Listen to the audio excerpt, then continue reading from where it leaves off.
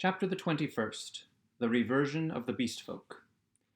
In this way I became one among the beast people in the island of Dr. Moreau.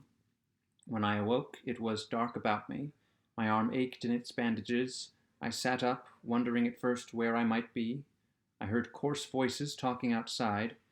Then I saw that my barricade had gone, and that the opening of the hut stood clear.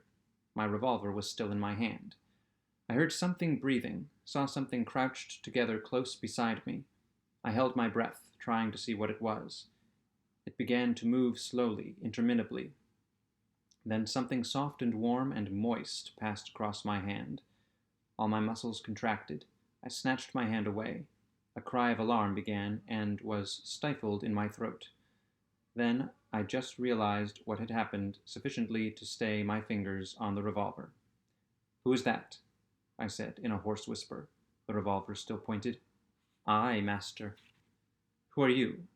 "They say there is no master now, but I know. I carried the bodies into the sea. O walker in the sea, the bodies of those you slew. I am your slave, master." "Are you the one I met on the beach?" I asked. "The same, master."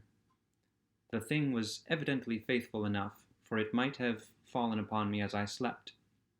"It is well," I said, extending my hand for another licking kiss.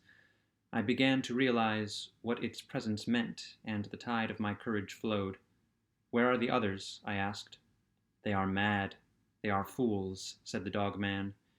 "Even now they talk together beyond there. They say the master is dead. The other with the whip is dead. The other who walked in the sea is as we are. We have no master, no whips, no house of pain any more. There is an end. We love the law and will keep it. But there is no pain, no master, no whips forever again. So they say. But I know, master, I know." I felt in the darkness and patted the dog man's head. "It is well," I said again. "Presently you will slay them all," said the dog man. "Presently," I answered, "I will slay them all, after certain days and certain things have come to pass. Every one of them, save those you spare, every one of them shall be slain. What the master wishes to kill, the master kills," said the dog man, with a certain satisfaction in his voice. "And that their sins may grow," I said. "Let them live in their folly until their time is ripe. Let them not know that I am the master." "The master's will is sweet," said the dog man, with the ready tact of his canine blood. "But one has sinned," said I. "Him I will kill whenever I may meet him. When I say to you, 'That is he,' see that you fall upon him. And now I will go to the men and women who are assembled together." For a moment, the opening of the hut was blackened by the exit of the dog man. Then I followed and stood up, almost in the exact spot where I had been when I had heard Moreau and his staghound pursuing me. But now it was night, and all the miasmatic ravine about me was black, and beyond, instead of a green sunlit slope, I saw a red fire before which hunched, grotesque figures moved to and fro. Further were the thick trees, a bank of black fringed above with the black lace of the upper branches. The moon was just riding up on the edge of the ravine, and like a bar across its face drove the spire of vapor that was forever streaming from the fumaroles of the island. "Walk by me," said I, nerving myself, and side by side we walked down the narrow way, taking little heed of the dim things that peered at us out of the huts. None about the fire attempted to salute me. Most of them disregarded me ostentatiously. I looked round for the hyena swine, but he was not there. Although perhaps 20 of the beast folk squatted staring into the fire, altogether, perhaps 20 of the beast folk squatted staring into the fire or talking to one another. "He is dead, he is dead, the master is dead," said the voice of the ape man to the right of me. "The house of pain. There is no house of pain." "He is not dead," said I in a loud voice. "Even now he watches us." This startled them. 20 pairs of eyes regarded me. The house of pain is gone, said I. It will come again. The master you cannot see. Yet even now he listens above you. True, true, said the dog-man. They were staggered at my assurance. An animal may be ferocious and cunning enough, but it takes a real man to tell a lie.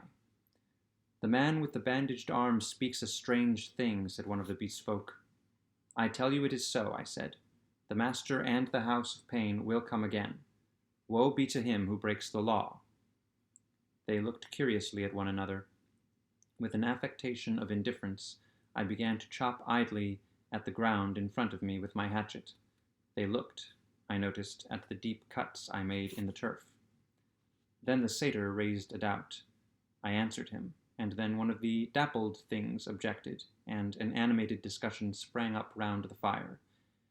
Every moment I began to feel more convinced of my present security. I talked now without the catching in my breath due to the intensity of my excitement that had troubled me at first. In the course of about an hour I had really convinced several of the beast folk of the truth of my assertions, and talked most of the others into a dubious state. I kept a sharp eye for my enemy the hyena swine, but he never appeared. Every now and then a suspicious movement would startle me, but my confidence grew rapidly. Then, as the moon crept down from the zenith, one by one the listeners began to yawn, showing the oddest teeth in the light of the sinking fire, and first one and then another retired towards the dens in the ravine, and I, dreading the silence and darkness, went with them, knowing I was safer with several of them than with one alone. In this manner began the longer part of my sojourn upon this island of Dr. Moreau, but from that night until the end there was but one thing happened to tell, save a series of innumerable small unpleasant details and the fretting of an incessant uneasiness, so that I prefer to make no chronicle for that gap of time, to tell only one cardinal incident of the 10 months I spent as an intimate of these half-humanized brutes. There is much that sticks in my memory that I could write, things that I would cheerfully give my right hand to forget, but they do not help the telling of the story. In the retrospect, it is strange to remember how soon I fell in with these monsters' ways and gained my confidence again. I had my quarrels, of course, and could show some teeth marks still, but they soon gained a wholesome respect for my trick of throwing stones and the bite of my hatchet, and my St. Bernard dog-man's loyalty was of infinite service to me. I found their simple scale of honor was based mainly on the capacity for inflicting trenchant wounds. Indeed, I may say, without vanity, I hope, that I held something like a preeminence among them. One or two, whom in various disputes I had scarred rather badly, bore me a grudge, but it vented itself chiefly behind my back and at a safe distance from my missiles, in grimaces. The hyena swine avoided me, and I was always on the alert for him. My inseparable dog-man hated and dreaded him intensely. I really believe that was at the root of the brute's attachment to me. It was soon evident to me that the former monster had tasted blood and gone the way of the leopard man. He formed a lair somewhere in the forest and became solitary. Once I tried to induce the beast folk to hunt him, but I lacked the authority to make them cooperate for one end. Again and again I tried to approach his den and come upon him unawares, but always he was too acute for me, and saw or winded me and got away. He too made every forest pathway dangerous to me and my allies with his lurking ambuscades. The dog-man scarcely dared to leave my side. In the first month or so, the beast folk, compared with their latter condition, were human enough, and for one or two besides my canine friend, I even conceived a friendly tolerance. The little pink sloth creature displayed an odd affection for me, and took to following me about. The monkey man bored me, however. He assumed on the strength of his 5 digits that he was my equal, and he was forever jabbering at me, jabbering the most errant nonsense. One thing about him entertained me a little. He had a fantastic trick of coining new words. He had an idea, I believe, that to gabble about names that meant nothing was the proper use of speech. He called it big thinks to distinguish it from little thinks, the sane everyday interests of life. If ever I made a remark he did not understand, he would praise it very much, ask me to say it again, learn it by heart, and go off repeating it, with a word wrong here or there, to all the milder of the beast people. He thought nothing of what was plain and comprehensible. I invented some very curious big thinks for him for his especial use. I think now that he was the silliest creature I ever met. He had developed in the most wonderful way the distinctive silliness of a man without losing one jot of the natural folly of a monkey. This, I say, was in the earlier weeks of my solitude among these brutes. During that time they respected the usage established by the law, and behaved with general decorum. Once I found another rabbit torn to pieces by the hyena swine, I am assured, but that was all.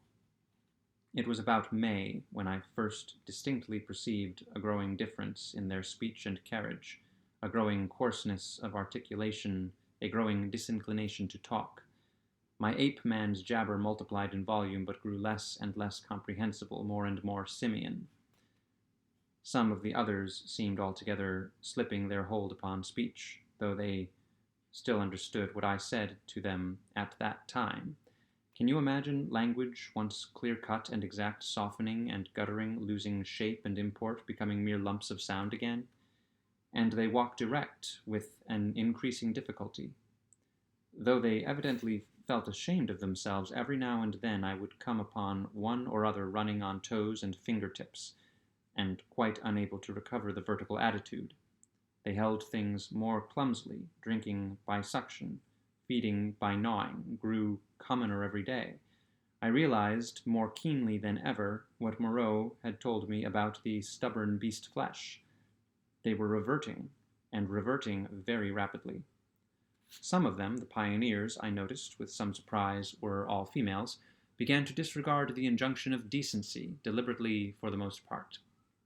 Others even attempted public outrages upon the institution of monogamy. The tradition of the law was clearly losing its force. I cannot pursue this disagreeable subject. My dog-man imperceptibly slipped back to the dog again. Day by day he became dumb, quadrupedal, hairy. I scarcely noticed the transition from the companion on my right hand to the lurching dog at my side. As the carelessness and disorganization increased from day to day, the lane of dwelling places, at no time very sweet, became so loathsome that I left it, and going across the island made myself a hovel of boughs amid the black ruins of Moreau's enclosure. Some memory of pain, I found, still made that place the safest from the beast folk. It would be impossible to detail every step of the lapsing of these monsters, to tell how, day by day, the human semblance left them, how they gave up bandagings and wrappings, abandoned at last every stitch of clothing, how the hair began to spread over the exposed limbs, how their foreheads fell away and their faces projected, how the quasi-human intimacy I had permitted myself with some of them in the first month of my loneliness became a horror to recall. The change was slow and inevitable. For them and for me, it came without any definite shock. I still went among them in safety, because no jolt in the downward glide had released the increasing charge of explosive animalism that ousted the human day by day. But I began to fear that soon now that shock must come. My St. Bernard brute followed me to the enclosure, and his vigilance enabled me to sleep at times in something like peace. The little pink sloth thing became shy and left me to crawl back to its natural life once more among the tree branches. We were in just the state of equilibrium that would remain in one of those happy family cages that the animal tamers exhibit if the tamer were to leave it forever. Of course, these creatures did not decline into such beasts as the reader has seen in zoological gardens, into ordinary bears, wolves, tigers, oxen, swine, and apes. There was still something strange about each. In each Moreau had blended this animal with that. One perhaps was ursine chiefly, another feline chiefly, another bovine chiefly, but each was tainted with other creatures. A kind of generalized animalism appeared through these specific dispositions, and the dwindling shreds of the humanity still startled me every now and then, a momentary recrudescence of speech, perhaps, an unexpected dexterity of the forefeet, a pitiful attempt to walk erect. I, too, must have undergone strange changes. My clothes hung about me as yellow rags, through whose rents glowed the tanned skin. My hair grew long and became matted together. I am told that even now my eyes have a strange brightness, a swift alertness of movement. At first I spent the daylight hours on the southward beach, watching for a ship, hoping and praying for a ship. I counted on the Ipacaquana returning as the year wore on, but she never came. 5 times I saw sails, and thrice smoke, but nothing ever touched the island. I always had a bonfire ready, but no doubt the volcanic eruption of the island was taken to account for that. It was only about September or October that I began to think of making a raft. By that time my arm had healed, and both my hands were at my service again. At first I found my helplessness appalling. I had never done any carpentry or such-like work in my life, and I spent day after day in experimental chopping and binding among the trees. I had no ropes, and could hit on nothing wherewith to make ropes. None of the abundant creepers seemed limber or strong enough, and with all my litter of scientific education I could not devise any way of making them so.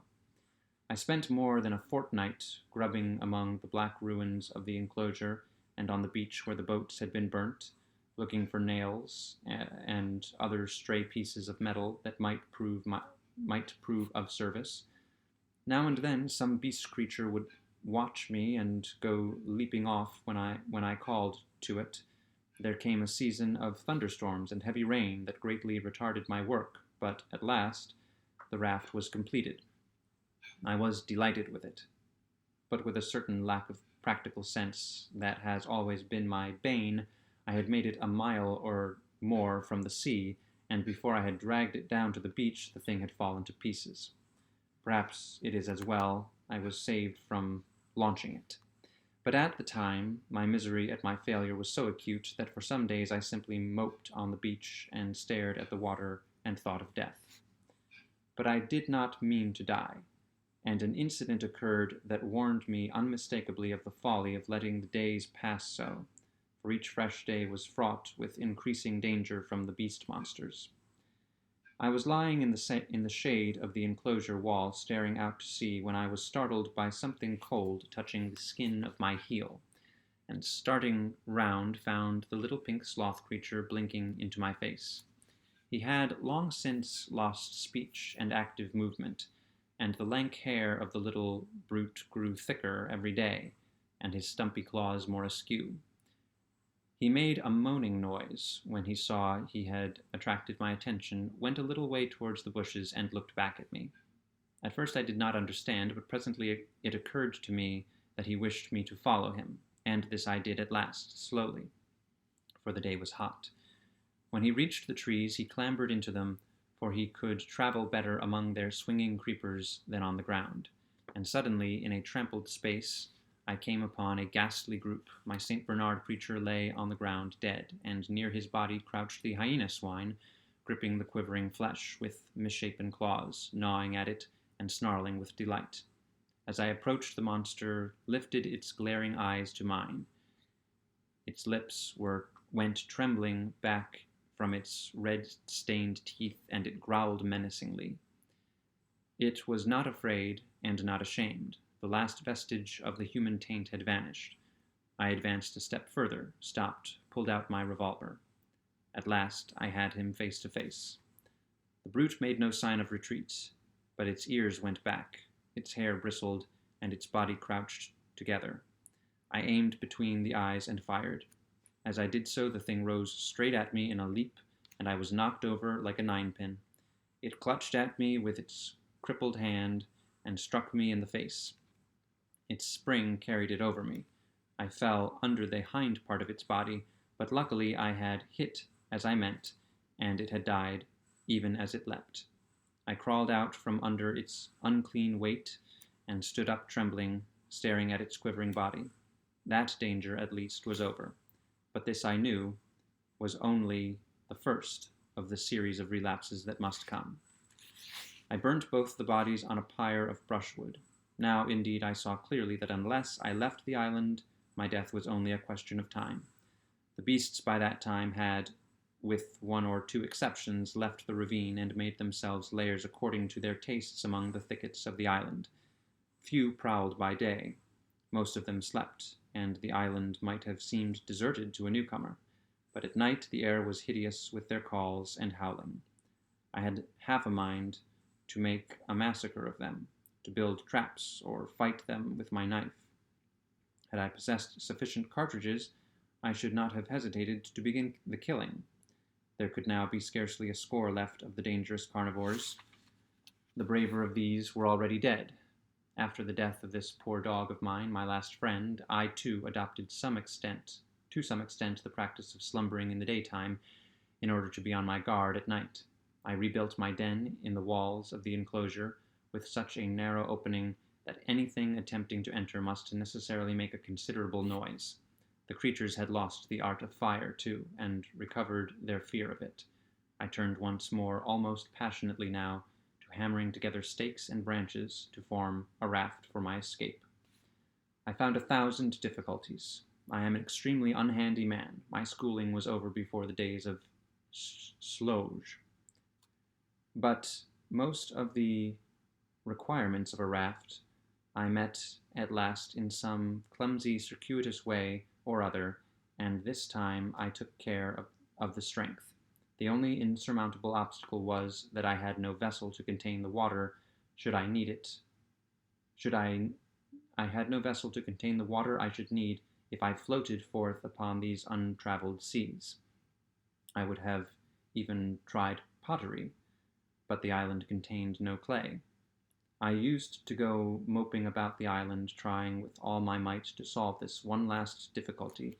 Sometimes I would give way to wild outbursts of rage, and hack and splinter some unlucky tree in my intolerable vexation, but I could think of nothing.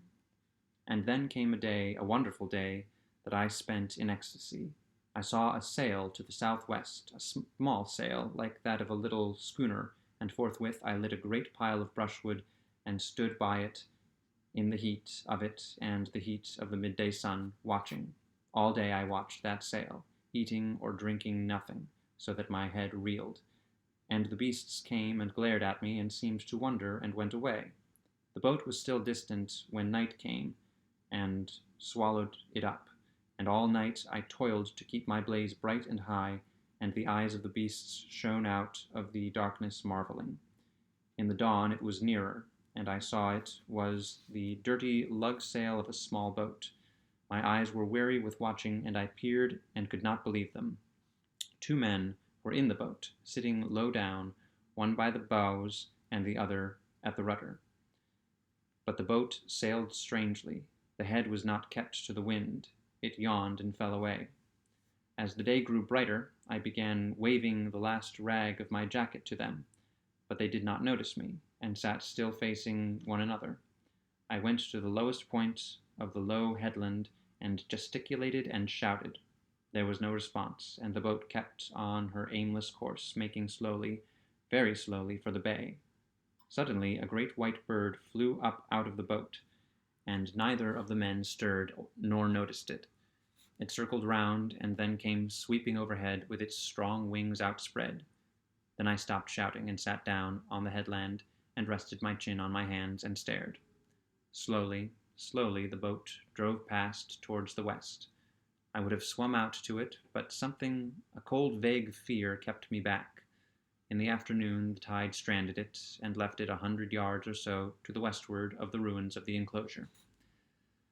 The men in it were dead, had been dead so long that they fell to pieces when I tilted the boat on its side and dragged them out. One had a shock of red hair like the captain of the Ipecacuanha, and a dirty white cap lay in the bottom of the boat. As I stood beside the boat, 3 of the beasts came slinking out of the bushes and sniffing towards me. One of my spasms of disgust came upon me. I thrust the little boat down the beach and clambered on board her. 2 of the brutes were wolf beasts, and came forward with quivering nostrils and glittering eyes. The 3rd was the horrible nondescript of bear and bull.